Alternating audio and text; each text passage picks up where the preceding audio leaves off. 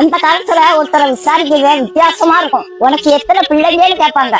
இவரு எனக்கு 4 பிள்ளைங்கன்னு சொல்லுவாரு. அதுக்கு அவரு கேட்பாரு, உனக்கு பிறந்தது எத்தனை, ஊருக்கு பிறந்தது எத்தனைன்னு கேட்பாரு. தப்பா நினைக்காருங்க. உனக்கு பிறந்ததுன்னா ஆம்பளை பிள்ளைங்க, ஊருக்கு பிறந்ததுன்னா பொம்பளை பிள்ளைங்க. ஆம்பளை பிள்ளைங்கன்னா என்னைக்கு நமக்கு சொந்தம் நம்ம கூடவே இருக்கும். பொம்பளை பிள்ளைங்க யாருக்கு எந்த ஊருக்கு சொந்தமா போக போகுதோ அதனால ஊருக்கு பிறந்தது எத்தனைன்னு கேட்பாங்க. பொம்பளை பிள்ளைய கட்டி கொடுத்த பிறகு தாய் தாப்பா கொஞ்சம் ஒதுங்கி இருக்கணுங்க. அப்பதான் அந்த பிள்ளைங்க நிம்மதியா வாழ முடியும். ஆனா இந்த காலத்துல அப்படி இல்லைங்க. தாய்க்காரி போன் போட்டு மணிக்கணக்கா தினமும் அவர்கிட்ட பேசுவா. செல்லக்குட்டி உன் மாமியார பார்த்தால ராட்சசி மாதிரி இருக்கு, ஆரம்பத்திலேயே விட்டு கொடுத்துறாத, அவன் தலைக்கு மேல ஏறிடுவா. அவன் ஒண்ணு கேட்டாலே நீ 9 கேட்கணும். உன் நாத்தனார் ஒருத்தி வருவாளே, அவன் மூஞ்சி கூட பப்பாளி பழம் மாதிரி இருக்குமே, அவட்ட எச்சரிக்கையா இரு செல்லக்குட்டி. அப்ப அவன் புருஷன்கிட்ட கிட்ட கறந்துருவாமா. மகன் அங்க இருந்து சொல்லுவா, வேலை வேலைன்னு வேலை தாங்க முடியலமான்னு சொல்லுவா. அட செல்லக்குட்டி உன்னை எப்படி பொட்டி பொட்டி வளர்த்தேன்னு சொல்லுவா தாய்.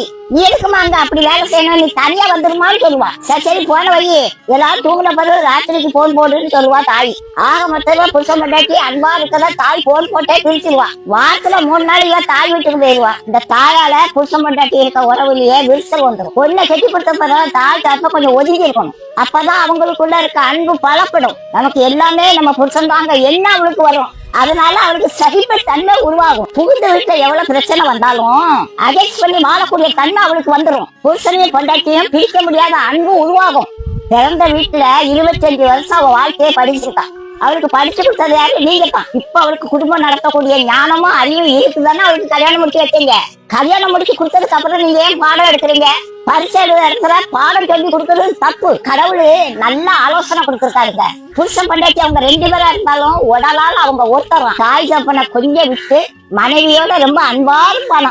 ஆணுக்கும் அதான் பொண்ணுக்கும் அதாங்க. நீங்க தாய் தப்ப எவ்வளவு ஒதுங்கி இருக்கீங்களோ அந்த அளவுக்கு அவங்க நல்லா இருப்பாங்க. பிள்ளைங்க வாழ்க்கையில நீங்க தலையை நீட்டி பிள்ளைங்க வாழ்க்கையை நீங்க கெடுத்துறாருங்க. நீதிமன்றத்துல கெட்டுக்கிட்ட டைவர்ஸ் கேஸ் இருக்குங்க. இந்த கேஸுக்கெல்லாம் முக்காவாசி பெத்த தாய் தாங்க காரணம். டைவர்ஸ் பண்றது கடவுளுக்கே பிடிக்காத ஒண்ணுங்க.